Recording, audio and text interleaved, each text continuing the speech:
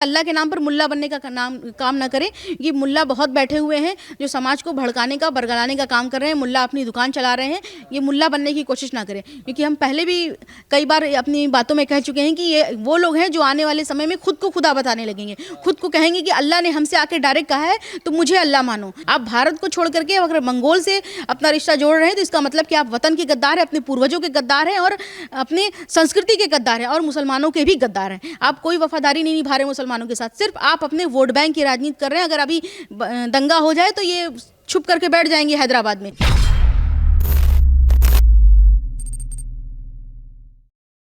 देखिए, सबसे पहले तो मैं वैसे जो कहूँगी कि ये देश में जिसने भी इस तरह की धमकी दी है, आप जिन्ना ने किया तो देख लीजिए, पाकिस्तान बन गया और पाकिस्तान में आज मुसलमान कितने खुशहाल हैं वो पूरी दुनिया जानती है। तो अगर उनको ज़्यादा दिक्कत हो रही है भारत से तो वो भारत छोड़ करके पाकिस्तान चले जाएं या दूसरे देश चले जाएं। इतने सारे मुस्लिम देश पड़े हुए हैं जहाँ पर मुसलमान ही बहुसंख्यक हैं और मुस्लिमों का ही राज चल रहा है, तो वहाँ चले जाएँ। और भारत में रहकर अगर वो इस तरह के सपने देख रहे हैं तो इस तरह के सपने उनके पूरे होने वाले नहीं हैं, क्योंकि इतने साल 70 साल से कांग्रेस की सरकार थी तब भी वो कुछ नहीं कर पाए और आज मोदी जी और योगी जी की सरकार है तो भी ये कुछ नहीं कर पाएंगे और आने वाले समय में भी कुछ नहीं कर पाएंगे, क्योंकि बाकी जिनको वो धमकियां दे रहे हैं वो लोग चूड़ियां पहनकर बैठने वाले लोग नहीं हैं। इतने सालों से भारत पर हमले हुए मगर भारत के इतिहास को मिटाने की कोशिश की गई, फिर भी नहीं मिटा पाए। चाहे वो शक आए, हूड़ आए, मंगोल आए, मंगोलों के आक्रमण हुए, मंदिरें तोड़ दी गई, मस्जिदें तामीर कर दी गई, फिर भी भारत के इतिहास को मिटा नहीं पाए, इस संस्कृति को मिटा नहीं पाए। तो वो जो इस तरह के बयान देकर के भारतीय संस्कृति को मिटाने का और यहाँ के लोगों को मिटाने की बात कर रहे हैं, तो अगर ऐसे मिटाने वाले लोग की हस्ती खुद ब खुद मिट जाती है और वो लोग नेस्तो नाबूद होकर के इसी मिट्टी में दफन हो जाएंगे और उन्हें कोई पूछने वाला नहीं। जिस तरह से जिन्ना चले गए पाकिस्तान बनाने के लिए और वहाँ पे कायदे आजम बन करके कत्ले आजम बन गए, वैसे ही अगर ओवैसी का यही बयान रहेगा तो वो भी कत्ले आजम ही बन जाएंगे। और ओवैसी इस तरह के बयान देकर के वो क्या साबित करना चाहते हैं कि वो सनातनी नहीं है। भारत में रहने वाला हर व्यक्ति सनातनी है। अगर आप उनके पूर्वजों का इतिहास देख लें तो उनके पूर्वज भी सनातनी थे, उनके पूर्वज भी मूर्ति पूजक थे।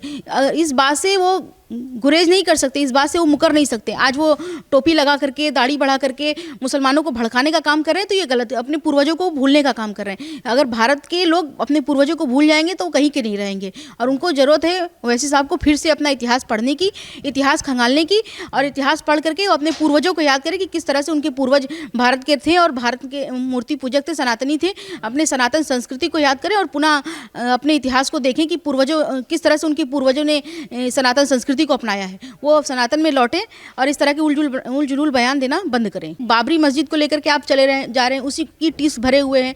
किस बात के लिए? बाबर आपका पूर्वज नहीं था, बाबर तो मंगोल था, वो आपका पूर्वज तो था नहीं, ना ही वो किसी पैगंबर का नाम है, ना ही किसी पीर औलिया का नाम है जिसके नाम पर आप इतना छाती पीट करके मुसलमानों को भड़काने का काम कर रहे हैं। राम सबके पूर्वज हैं, राम हमारे भगवान थे, ये सब जानता है, मगर बाबर किसका पूर्वज है ये सब जानता है। ये क्योंकि बाबर मंगोल था, बाबर के पूर्वजों ने ही खलीफा की हत्या कराई थी, जो मुसलमानों के अंतिम खलीफा थे अबू मुस्तसिम बिल्ला की। ये पूरी दुनिया जानती है। तो इस तरह से अगर ओवैसी बाबर से अपना रिश्ता जोड़ करके चलेंगे, उसी बात को लेकर के बैठे रहेंगे, तो इसका मतलब क्या? मुसलमानों के दुश्मन है, पूरे इस्लाम के दुश्मन है। मुसलमानों के ही नहीं, पूरे इस्लाम के दुश्मन है, क्योंकि खलीफा की जिसने हत्या की, जिसने पूरी दुनिया से खिलाफत खत्म कर दी, आप उसको अपना पूर्वज माने बैठे हैं, जबकि आपके पूर्वज तो भारत के रहने वाले हैं, भारतीय संस्कृति में से जुड़े हुए हैं, भारत की जड़ों से जुड़े हुए हैं। आप भारत को छोड़ करके अगर मंगोल से अपना रिश्ता जोड़ रहे हैं तो इसका मतलब कि आप वतन के गद्दार हैं, अपने पूर्वजों के गद्दार हैं और अपने संस्कृति के गद्दार हैं और मुसलमानों के भी गद्दार हैं। आप कोई वफादारी नहीं निभा रहे मुसलमानों के साथ, सिर्फ आप अपने वोट बैंक की राजनीति कर रहे हैं। अगर अभी दंगा हो जाए तो ये छुप करके बैठ जाएंगे हैदराबाद में, हैदराबाद से बाहर भी नहीं निकलेंगे। और ये किस तरह की दोहरी बातें लेके चलते हैं भाई? जिस तरह से ये लोग इतने पैसे खर्च करते हैं अपने यहाँ शादियों में, देख लीजिए गाड़ियाँ, लग्जरी गाड़ियाँ रखे हुए हैं, किन मुसलमानों को भला चाहते हैं? अरे चाहते हैं तो अपने खजानों में से दे दें, अपने पर्सनल खातों में से पैसा निकाल करके बांट दें। झूठ मूठ की इस्लाम की दुहाई दे रहे हैं और छाती पीटने का काम ना करें, क्योंकि अब मुसलमान जाग रहा है और पूरी दुनिया देख रही है कि किस तरह से मुसलमान भी आगे बढ़ रहे हैं, भारत के मुसलमान भी आगे बढ़ रहे हैं। चाहे वो किसी भी चीज़ में देख लीजिए, नौकरी में हो, चाहे रोजगार में हो, व्यापार में हो, बिजनेस में हो, और बेटियाँ भी आगे बढ़ रही हैं। तो क्या ना कि अल्लाह कहर बरसाएगा उन पे? अल्लाह किस पे कहर बरसाएगा वो आने वाला वक्त बताएगा, क्योंकि अल्लाह उनके कान में आकर के फूंक नहीं रहा है कि हम इस पे ये करेंगे उस पे वो करेंगे। इसलिए अल्लाह क्या करेगा वो अल्लाह की मर्जी पे छोड़ दें। वो अल्लाह के नाम पर लोगों को भड़काने का काम ना करें, क्योंकि अल्लाह के नाम पर मुल्ला बनने का काम ना करें।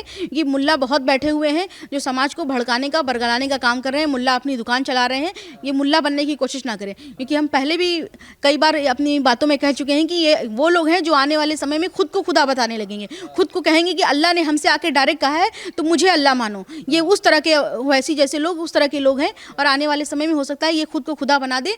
और क्योंकि अल्लाह किसी के आकर बताया नहीं कि हम किस पर कहर बरसाएंगे और किस पर नहीं। इतने साल से भारत में मुसलमान रह रहा है, 70 साल आज़ादी के हो गए, उसकी भी पहले से मुसलमान रह रहे हैं। भारत में कितने मुसलमानों पर अत्याचार हुए और किसने अत्याचार किए पूरा देश जानता है, पूरा इतिहास जानता है, पूरी दुनिया जानती है। और किस पर कहर बरसा और किस पर नहीं बरसा ये भी पूरी दुनिया जानती है। इसलिए ये इस तरह का बरगलाने वाला भड़काने वाला काम बंद कर दें, अपना धंधा बंद कर दें। अगर वो इस तरह के बयान देंगे तो भारत की जो बाकी जनता है, जो हिंदू है, जो सनातनी है, वो चूड़ियाँ पहन कर बैठने वाले लोग नहीं हैं, वो भी चुप नहीं बैठेंगे, क्योंकि समय बदल रहा है। अगर आप एक को इस तरह के भड़काने वाले बयान देंगे तो लोग शांत बैठने वाले लोग नहीं, क्योंकि अब सोशल मीडिया बढ़ गई है। लोग फटाफट सोशल मीडिया पे हर चीज़ अपनी बातें कहने लगे, खुला मंच है लोगों के पास, जिसको जो कहना होता है वो पूरी बात अपनी सोशल मीडिया पे कहता है।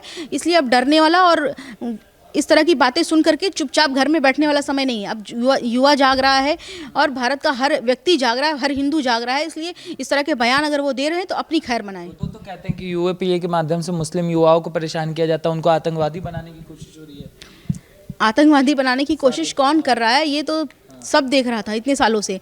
अभी क्या आतंकवादी बनाने की कोशिश की जा रही है? इतने सालों में आप देख लीजिए, 7 साल हो गए मोदी जी के शासनकाल का और 5 साल पूरा हो गया योगी जी के शासनकाल का। कितने दंगे हुए, कितने आतंकवादी धमाके हुए, ये देख रहे हैं आप लोग। क्योंकि इसके पहले जब कांग्रेस की सरकार थी तो दंगाइयों की सरकार थी, तमाम दंगे होते रहते थे, तमाम जगह पर आतंकवादी धमाके होते रहते थे। हमारी धरोहरों को नुकसान पहुंचाने की कोशिश की जाती थी आतंकवादी धमाकों के कारण। और अभी कश्मीर की हालत देख लीजिए, पहले से और अब में कितना बदलाव आया है, कितनी चीज़ें बदल गई हैं। 370 समाप्त हो चुका है। तो कौन आतंकवादी बना रहा है और कौन आतंकवादी नहीं बना रहा है ये सब देख रहा है, सबको दिखाई दे रहा है। इसलिए ओवैसी जी अपने जो चश्मा पहने हुए वो चश्मा लगा करके सबको मत दिखाएं, क्योंकि सारे युवा एक ही चश्मा पहन करके नहीं देख सकते। तो ये कहता है मैम कि याकूब मेनन मुसलमान था इसलिए उसे फांसी पे चढ़ा दिया। अगर वो 20 सांसद उनके होते तो कभी फांसी पे नहीं चढ़ता। अभी जो यूपी में हुआ, अभी लोग कह रहे हैं कि जिस तरह से योगी जी ने पिछले दिनों एनकाउंटर कराए, अगर ब्राह्मणवाद चलने लगा था तो ये क्या था भाई? अगर योगी जी को हिंदू मुस्लिम करना रहता तो उसे भी नहीं मारते, उसको प्रोटेक्शन देते। मगर उन्होंने ऐसा तो कुछ नहीं किया। उन्होंने तो बेहिचक ऐसे गुर्गों की हत्या की और उनकी संपत्ति जब्त की। तो जो गलत है वो योगी जी उसको देख रहे हैं और जो सही है उसको भी देख रहे हैं। और याकूब मेनन आतंकवादी था ये क्या वो नहीं जानते हैं? उसको क्या करना चाहिए? प्रोटेक्शन देना चाहिए। आप लड़कियों को, महिलाओं के नाम पर तमाम ये नहीं कर सकती, ट्रिपल तलाक के नाम पर आप शरीयत ले आते हैं और आतंकवादी के नाम पर आप मुसलमान बन जाते हैं। ये कैसा दो तरह का आपका इस्लाम है? ये दो तरह के दो तरह का इनका चलता है कि एक अपने लिए कुछ रखते हैं, मर्दों के लिए कुछ रखते हैं, औरतों के लिए कुछ रखते हैं। तो ये अपना इस्लाम चलाने की कोशिश कर रहे हैं और अपने जो उनका मुसलमान होने की परिभाषा है वो सब पर थोपने की कोशिश कर रहे हैं। ये भारत के मुसलमान जाग जाएं और इस तरह के बयानों में ना पड़े, क्योंकि इस तरह के बयान उनके भड़काने का काम, उनके घरों को उजाड़ने का काम करते हैं। अगर किसी गरीब मुसलमान के घर का बच्चा CNRC में पकड़ा गया तो उसमें इनके घर का कोई भी नहीं पकड़ा गया। ये तो आराम से घरों में बैठे हुए थे, बिरयानी खा रहे हैं, कोल्ड ड्रिंक पी रहे हैं, दारू पी रहे हैं। और जो गरीब मुसलमान के घर का बच्चा पकड़ा गया CNRC के नाम पर भड़का करके, तो उसकी तो ज़िंदगी ख़राब हो गई ना। इन्होंने तो उसकी ज़िंदगी ख़राब कर दी, बर्बाद कर दी। और अपने अभी खुशहाल है, अभी वोट बैंक की राजनीति करने के लिए उलझुल बयान दे रहे हैं। और जो युवा, मैं उन युवाओं से भी अपील करूंगी कि इनके बयानों में ना पड़े, क्योंकि इनके बयानों में पढ़ करके आप अपनी ज़िंदगी को बर्बाद कर रहे हैं, अपनी ज़िंदगी को ख़राब कर रहे हैं, आपके अपने घर वालों का नुकसान कर रहे हैं। अगर आप इनके कहने पे हथियार उठा करके निकल जाएंगे तो आपका नुकसान होगा, जेल में आप सड़ेंगे, घर वाले आपके परेशान होंगे। उनके घर वालों का कुछ नहीं बिगड़ने वाला, ना उनका कुछ बिगड़ने वाला है। मैम लगातार मतलब ओवैसी को छोड़ दें, इनके भाई भी कहते हैं कि 15 मिनट के लिए पुलिस हटा दो तो देख लेंगे, और फिर कहते हैं कि 20 करोड़ 100 करोड़ पे भारी पड़ेंगे। इस तरीके के बयान दिए जाते हैं। इस तरह के बयान देकर के वो अपनी छवि खराब कर रहे हैं और इस तरह के बयान देकर के वो अपने पूर्वजों का इतिहास भी बता रहे हैं कि किस तरह से उनके लोगों ने भी पाकिस्तान से मिलने की ज़रूरत पाकिस्तान से मिले और हथियार अपने हैदराबाद में ले और हैदराबाद को पाकिस्तान में मिलाने की कोशिश की। ये इनकी कोशिशें नाकाम हो चुकी। उस समय भी योगी मोदी नहीं थे, तब भी इनकी कोशिशें नाकाम थी, और आज योगी मोदी हैं तो अब तब तो और ज़्यादा लोग सुरक्षित अपने आप को महसूस कर रहे हैं, क्योंकि उनकी धरोहर और उनकी जो संस्कृति थी वो लौट रही है, वापस लौट रही है। इसलिए और आने वाले समय में अगर योगी मोदी नहीं भी रहेंगे तो भी लोग जाग रहे हैं। इसके पहले भी हमने कहा कि सोशल मीडिया इतना बढ़ चुका है और लोगों का संचार का माध्यम इतना बढ़ चुका है कि लोग अब चुप बैठने वाले नहीं हैं। इनके ईंट का जवाब पत्थर से देने वाले हैं, और इनके जो उलझुल बातें हैं उसको भी लोग समझ रहे हैं कि इस तरह से भड़का करके अगर वो जिन्ना बनने की कोशिश कर रहे हैं तो जिन्ना बन करके कामयाब नहीं हो पाएंगे। और जिन्ना गए थे कायदे आजम बनने के लिए और आज वो कत्ले आजम के नाम से जाने जाते हैं, तो इसी तरह इनका भी इतिहास कत्ले आजम के रूप में ही होगा। उन्होंने ये भी कहना चालू कर दिया है कि मुसलमान का लड़का कब तक दरी बिछाएगा। वो कह रहे 20% हमें भागीदारी चाहिए, अब हमें उप मुख्यमंत्री चाहिए। देखिए, अगर भागीदारी की बात रही तो ये भारत लोकतांत्रिक देश है, और यहाँ पर जिस तरह से ओवैसी चुनाव में कूदे हुए हैं और तमाम और भी मुस्लिम हैं जो चुनाव में कूदे में, सपा मुसलमानों के वोट बैंक के रूप में, वोटर के संरक्षक के रूप में जानी जाती है, तो किस बात का ये कह रहे हैं कि हमें उप मुख्यमंत्री चाहिए? किससे मांग रहे हैं? ये खुद भी तो चुनाव लड़ रहे हैं ना, किससे मांग रहे हैं कि हमें उप मुख्यमंत्री चाहिए?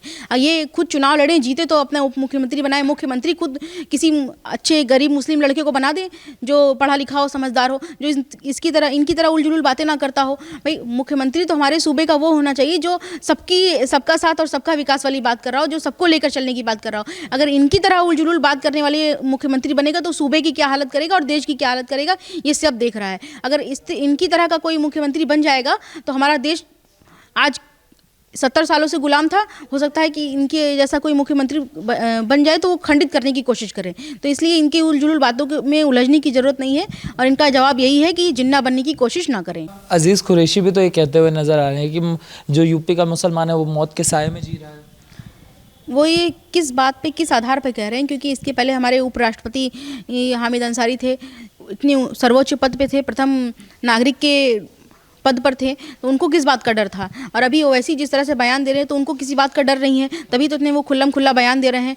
चाहे वो सलमान खुर्शीद हो, राशिद अली हो, तमाम फिल्म एक्टर देख लीजिए जो समय समय पर बिलबिलाते रहते हैं कि हमें भारत में डर लग रहा है। किस बात का डर लग रहा है? इतने सालों से तो आपको डर नहीं लगा। आज सरकार बदल गई है, आज सरकार दूसरी नीतियां लागू कर रही हैं तो इनको डर लग रहा है। जो राष्ट्रवादी लोग आ रहे हैं तो इनको डर लग रहा है, क्योंकि इनकी चल नहीं रही है। ये राष्ट्रवादी ताकतों से डरते हैं, क्योंकि ये राष्ट्रवादी नहीं है। ये चाहते हैं कि इनकी सत्ता बनी रहे, मगर इनकी शर्तों के आधार पे बनी रहे, राष्ट्र प्रेम के आधार पे ना बनी रहे, इसलिए इनको डर लगता है। अभी ओवैसी के भाई भी जो उलझुल बयान देते रहते हैं कि 15 मिनट के लिए पुलिस हटा दो। भाई, आप एक ही बात को रटते रहेंगे तो बाकी लोग क्या डर के बैठे रहेंगे? घरों में चुप बैठने वाले लोग नहीं हैं। अगर आप बाबरी की टीस को लेकर चलेंगे, अगर आप CA NRC के नाम पर लोगों को भड़काने का काम करेंगे तो ये गलत है। और अगर हमारे देश में CA NRC लागू होगा तो हमारे देश का हर व्यक्ति हिफाजत से रहेगा। अगर पाकिस्तान में आज जो यहाँ भारत से मुसलमान जाता है, आज भी उनको वहाँ की नागरिकता नहीं मिलती, तो इस बात के लिए तो उन्होंने कभी आवाज़ नहीं उठाई। अगर लोग गाय के नाम पर गाय खा रहे हैं, और जब भारत में ये जाना जाता है कि गाय हमारी माता है, गाय को पूजनीय माना जाता है, तो आप एक धर्म के लोगों का दिल क्यों दुखा रहे हैं? और फिर दूसरी चीज़ की कुरान में भी गाय काटना मना है, और उसके बावजूद आप चढ़ाने के नाम पर आप ज़बरदस्ती गाय को लेकर के इतना दंगा भड़काने का काम करते हैं, लिंचिंग का काम कर रहे हैं। तो ये सब क्यों कर रहे हैं? क्योंकि ये नहीं चाहते कि भारत की जनता सुखी रहे, और ये चाहते हैं कि इनकी सत्ता चलती रहे, और इनकी जो सत्ता है वो इनकी रोजी रोटी ही यही है कि वो दंगा भड़का करके, लोगों को भड़का करके अपनी रोजी रोटी चलाएं। और एकमात्र यही इनका साधन है कि अगर इस तरह के बयान नहीं देंगे तो इनकी रोजी रोटी भी बंद हो जाएगी। चाहे वो फिल्म जगत में आप देख लीजिए, चाहे चरस वाला कांड हो, इतना बड़ा कांड हुआ शाहरुख खान के साथ। इसके पहले ड्रग्स का कांड हो, तो ये उसके पहले ये मुसलमान नहीं थे, शाहरुख खान को मुसलमान नहीं मानते थे, मगर जैसे ही शाहरुख खान का लड़का पकड़ा जाता है तो ये शाहरुख खान को मुसलमान मान लेते हैं, और ये सोचते हैं कि शाहरुख खान के मुसलमानों के साथ गलत हो रहा है। तो शाहरुख खान तो इतना पैसे वाला आदमी है और अपने बेटे के लिए वो प्रोटेक्शन कर सकता है, मगर फिर भी ये मुसलमानों के नाम पे छाती पीटने का काम करते हैं। उसके बावजूद तमाम लोग हों, चाहे मुनव्वर राणा हो, चाहे और लोग हों, जिनको मकबूल फिदा हुसैन, जो भारत माता की तस्वीरें बना करके फेमस हो जाते हैं, और भारत माता की असली तस्वीर बनाने के बावजूद ये भारत में सुरक्षित हैं, भारत में इनको कुछ नहीं होता, खरोच तक नहीं आती, मगर एक मोहम्मद साहब का कार्टून बन जाता है तो उनको डेनमार्क में बनता है तो उसकी हत्या कर दी जाती है। तो ये आप भारत और बाहर के उसमें अंतर नहीं समझ पा रहे हैं कि भारत में लोग कितने सुरक्षित हैं। भारत में जितना सुरक्षा मुसलमानों को है उतनी सुरक्षा कहीं पर भी नहीं है, क्योंकि भारत में हर व्यक्ति सुरक्षित है, चाहे वो किसी भी धर्म का हो, जाति का हो, मजहब का हो, और सबको अधिकार भी है उतना ही। इसलिए भारत में भड़काने की कोशिश ना करें। भारत को मिला, जो भारतीय संस्कृति जो मिश्रित संस्कृति है उसके साथ चलेंगे तभी ये यहाँ पर टिक पाएंगे, वरना ये यहाँ पर भी टिक नहीं पाएंगे। जैसे आप जैसे लोग होते हैं जो मुखर होकर बोलते हैं, इनसे इन लोगों को आपत्ति होती है, आप लोगों के खिलाफ फतवा निकाला जाता है, मगर इस आड़ में जो भी गलत काम किया जाता है उनके साथ ये लोग खड़े दिखाई देते हैं और उन्हें एक चोगा पहना दिया जाता है कि ये मुसलमान है इसलिए इसके साथ ये हो रहा है। वही हमने कहा ना कि ये मुसलमान खेल करके, मुसलमान के नाम का गेम खेल करके, मुसलमानों के को आगे करके, जो गरीब मुसलमान है उसको आगे करके उसको ये जेलों में ठुसवा देते हैं, पिटवाते हैं, जो भी करना है करते हैं, और ये फ़ायदा खुद उठाते हैं। क्योंकि आप बता दीजिए ना, इनके घर का बच्चा विदेश में पढ़ता है या नहीं पढ़ता, या अगर ये जनसंख्या कानून आता है उस पर कहते हैं कि मुसलमानों के लिए हराम है। इनके घर में कितने बच्चे पैदा हैं, 12 बच्चे हैं कि 15 बच्चे हैं, आप खुद गिन लीजिए। 21 साल उम्र लड़कियों की शादी की हो जाती तो इनको दिक्कत है। इनको लगता है कि मुसलमान की लड़कियाँ 21 साल की हो जाएंगी तो आवारा हो जाएंगी, क्योंकि इनके घर के खुद आप देख लीजिए स्थिति कैसी है। मौलाना इमाम बुखारी के घर की 2-2 बेटियों की शादी ज़्यादा उम्र में हुई, और तमाम ऐसी जो बड़ी बड़ी हस्तियाँ हैं, PFI की चाहे उपाध्यक्ष हों, उनकी अपनी शादियाँ कितनी उम्र में हुई, उनकी अपनी बेटियों की शादियाँ कितनी उम्र में हुई। तो ये सारी जो दोहरे चेहरे हैं इनके, ये लेके चलते हैं अपने लिए कुछ और सामने वाले के लिए कुछ और। क्योंकि इनका बच्चा विदेश में पढ़ता है, इनका बच्चा बड़े गाड़ियों में घूमता है, इनका लड़का देर से शादी करता है, तो कोई दिक्कत नहीं, ना ही आवारा बनता है, ना इनके घर की बेटियां आवारा बनती। मगर वही किसी आम आदमी का बच्चा विदेश में पढ़ता है तो दिक्कत, आम आदमी 2 बच्चे पैदा करता है, छोटा परिवार रखता है तो इनको दिक्कत, आम मुसलमान अगर 21 साल में अपनी बेटी की शादी करता है तो उसकी लड़की आवारा हो जाती है। इस तरह के उल जुलूल बयान देकर के यही ये साबित करना चाहते हैं कि ये दोहरे मापदंड लेके चलते हैं, अपने लिए कुछ और सामने वाले मुसलमानों के लिए कुछ और। क्योंकि ये नहीं चाहते कि सामने वाला व्यक्ति आगे बढ़े, ये सिर्फ ये चाहते हैं कि इनका परिवार आगे बढ़े, और ये लोगों को भड़काकर इस तरह के बयान देकर के आम जो गरीब मुसलमान हैं उनका वोट लेते रहे और आगे बढ़ते रहे।